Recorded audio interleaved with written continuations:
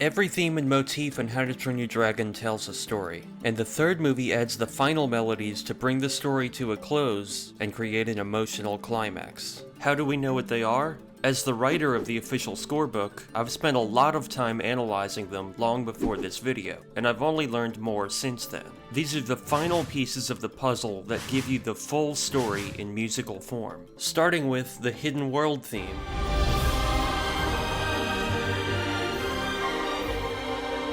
This is the theme for the dragon's ancestral home. Regal and majestic, it's a theme for an ancient world that can't be reached by man.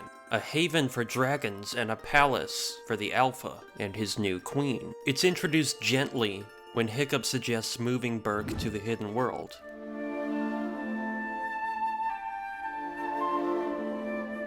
But at this point it's only a legend. It's a hint of the Hidden World. Other cues are less subtle, as characters discover its grand entrance.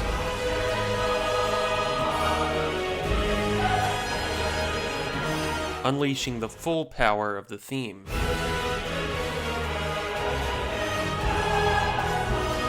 But there's a tragic side to the theme. Even in its happiest moments, it always has a somber edge.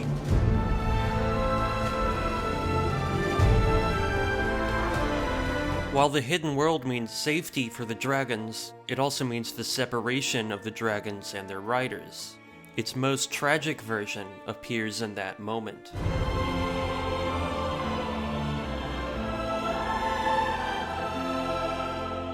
That king and queen of the Hidden World share a love theme you know from Furies in Love.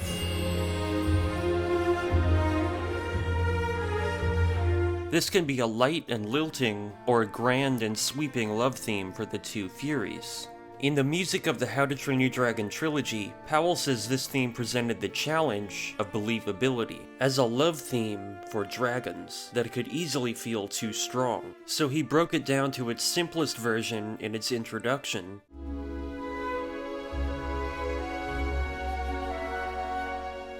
and had it grow in strength and complexity as their love does, not reaching its full length until their flight.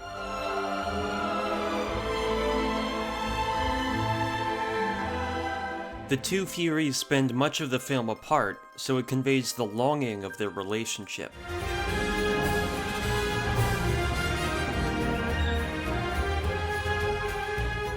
The village hymn you know from Once There Were Dragons.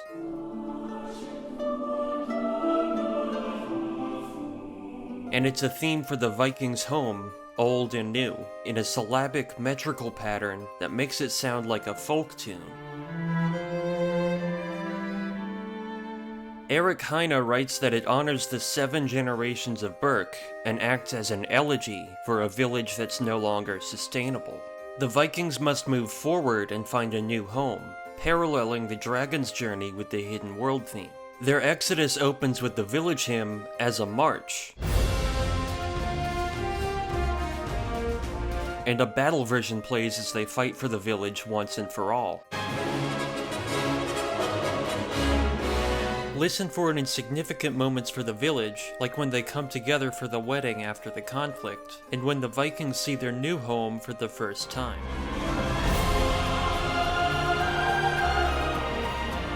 But the fate of the village at the end of the story is much different from how it starts. The fate theme you know from the start of Legend has it, but it mostly appears in this opening phrase. If you followed this series so far, you might be confused why there's a second fate theme, since the first movie has one. The answer is, these are two different fates. The first fate theme is for Hiccup realizing his fate as a dragon trainer. This one is for the fate of Burke, which, as Heine writes, is to be dragonless. It's for the dragon's fate to return to the Hidden World. Heine adds that fluctuating keys and questionable cadences in the full melody create a feeling of not wanting to let go, because like the Hidden World theme, it all builds to this moment of sacrifice and separation.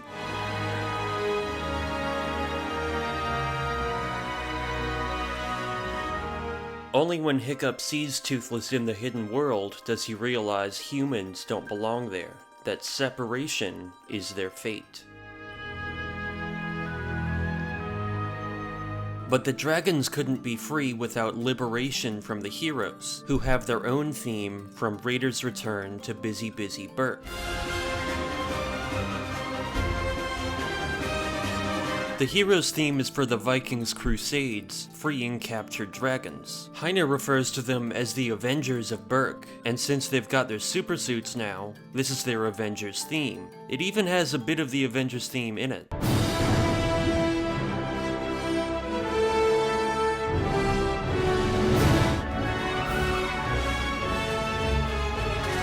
Both the A and B section play during raids and battles, but they also soar during Exodus,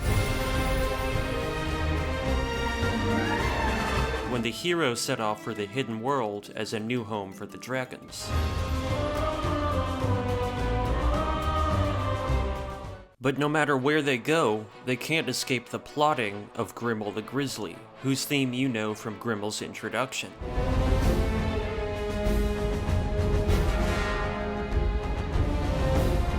Last time I said Drago is a conqueror who rules through brute force and intimidation, that his theme follows suit.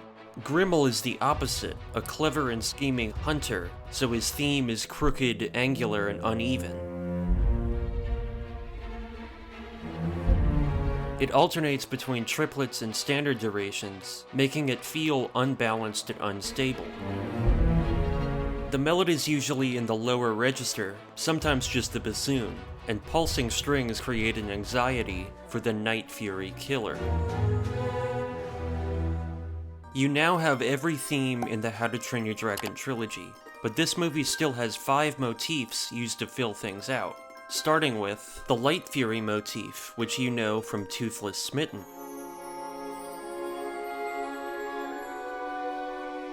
This is the call of the Light Fury, mysterious, magical, and alluring.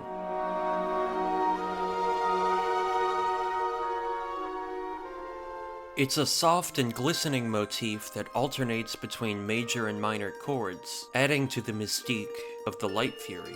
Listen for it as it hints at her presence throughout the movie, even in the opening scene. Once she and Toothless meet alone, they begin a courtship.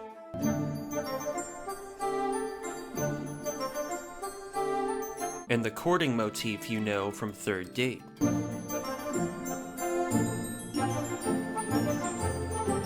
John Powell really named this the sex riff, or the mating riff, because if Furies in Love is the love theme, the courting riff is for the jitters and excitement Toothless feels. He has a crush.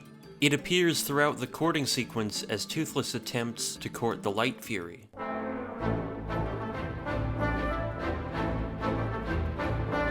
There's also an additional courting riff as a secondary offbeat courting motif from Third Date that wins the award for Motif So Rare I'm Surprised It Even Counts. It's barely in there, but it does exactly 3 things in the courting scene. It leads Toothless away from camp, the offbeat melody fitting on top of the main courting riff. It begins the courting sequence. And finally, it signals when he's won her over. But the motifs aren't all light and whimsical. March of the Warlords you know from Raiders Return to Busy Busy Burke.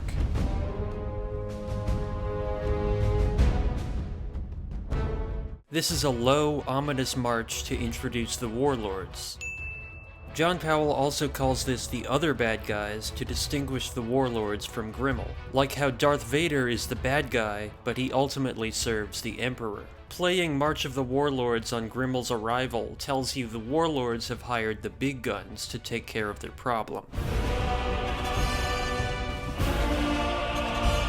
Finally, the Fate motif you know from With Love Comes a Great Waterfall.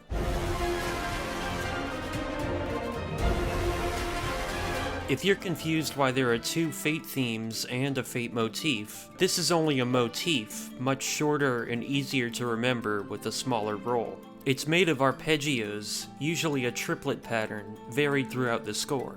Heine says it has no significant meaning like the first movie's action motif, but it seems to mark dramatic moments and big changes, like when the Light Fury is introduced, when the village is burned, and when Hiccup and Astrid discover the entrance to the hidden world. Where the motif does something unique, not fitting into one time signature, explained in this video.